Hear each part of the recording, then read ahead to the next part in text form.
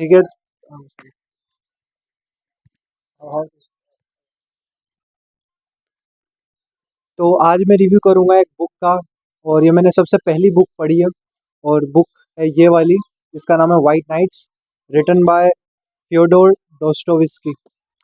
I don't know, मेरे को pronunciation में थोड़ी दिक्कत आ रही है।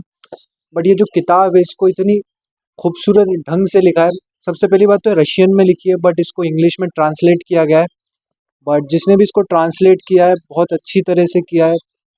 पूरी वो फीलिंग लाने की कोशिश की है, क्योंकि मैंने थोड़े रिव्यू देखे थे कि उनकी बहुत, मतलब अ, वो जो लिखते हैं ना, आप उसको बहुत अच्छे से इमेजिन कर सकते हो। मतलब जो वो इमेजिन करते हैं उसको स्पेसिफिकली लिख देते हैं, कि आप वो जो इमेजिन कर रहे हैं, आप वही उसको पढ़ के इमेजिन कर सकते हो। ये बहुत मुश्किल होता है एक राइटर के लिए, बट उन्होंने किया। और जब मैंने इस किताब को पढ़ी, मैं आपको थोड़ा ओवरव्यू देता हूँ कि ये किताब एक लव स्टोरी पे है। एक बिल्कुल लोनली आदमी की, और एक लड़की की। और स्टार्टिंग होती है इसकी एक लड़के से, जो कि सिर्फ अकेला कहीं टहलता रहता है, पर उसको एक नदी के किनारे एक लड़की मिलती है, जो कि रो रही होती है फॉर सम रीज़न। तो उसके बाद जब वो मिलते हैं, बात स्टार्ट होती है। और सिर्फ 4 नाइट्स, मतलब पार्ट्स में डिवाइड है, first night, second night, third night, fourth night in the morning. तो सिर्फ 4 कहानियाँ, मतलब 4 रातों की कहानियाँ हैं कि वो क्या होता है। और बहुत इमोशनल है ऑफ कोर्स। बट इसकी जो सबसे अच्छी बात मुझे लगी, वो ये है कि मतलब इस बुक की अगर लास्ट की 2 लाइन को हटा दिया जाए, अगर वो 2 लाइन नहीं होती, तो ये बहुत ही एक अच्छी स्टोरी होती। मतलब कि बहुत कंफर्टेबल, और मतलब बहुत अच्छी, खुश करने वाली, जॉयफुल, चीयरफुलनेस वाली स्टोरी होती। बट वो आखिरी की जो 2 लाइनें ऑथर ने या राइटर ने जो ऐड की है, वो इसको बहुत ही सैड स्टोरी बना देती है, एक बहुत सैड एंडिंग देती है फॉर मी, जब मैंने इसको पढ़ा। और इसके थोड़े इंग्लिश के वर्ड्स टफ है, तो आपको गूगल ट्रांसलेट की हेल्प आई थिंक लेनी ही पड़ेगी, अगर आप बिगिनर हो या मेरे जैसे इंटरमीडिएट बुक रीडर हो। बट ये मेरी पहली बुक है एक्चुअली। मैं बुक पढ़ चुका हूँ, बट स्टोरी वाइज ये मेरी पहली बुक है। मैं सेल्फ हेल्प किताबें पढ़ी है मैंने, उनके हिसाब से तो ये पहली बुक है। और रही बात इस बुक को रिव्यू करने की, तो I can not rate it less than 10 out of 10.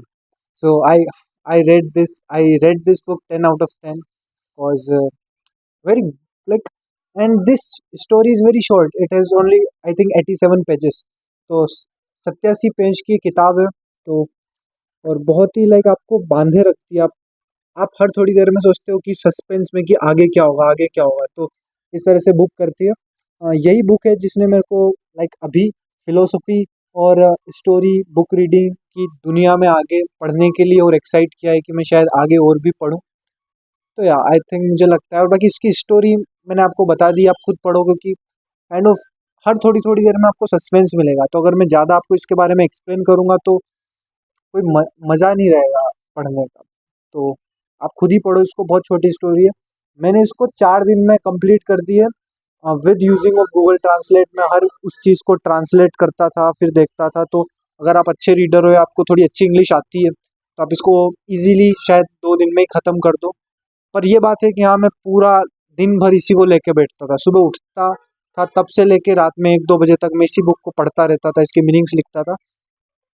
और हाँ, मैंने इसके लगभग 400-500 मीनिंग लिख दिए होंगे, जितना मेरे को लगता है, क्योंकि मेरी इंग्लिश बहुत वीक है इस हिसाब से।